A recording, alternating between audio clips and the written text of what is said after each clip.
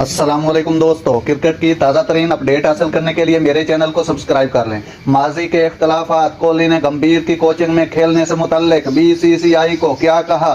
साबिक भारतीय क्रिकेटर गौतम गंभीर श्रीलंका के खिलाफ व्हाइट बॉल सीरीज के दौरान भारतीय क्रिकेट टीम के साथ अपने कोचिंग कैरियर का आगाज करने जा रहे हैं। गौतम गंभीर की कोचिंग में भारत दौरा श्रीलंका में 3 टी20 और 3 वनडे खेलेगा। सूर्या कुमार यादव को टी20 सीरीज के लिए कप्तान मुकर्रर किया, जबकि रोहित शर्मा वनडे में कप्तानी करेंगे।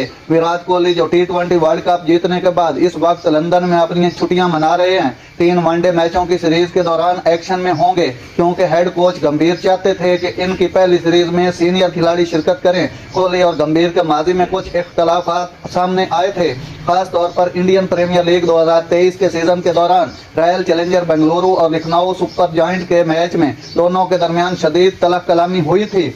ये पहला मौका नहीं था जब विराट और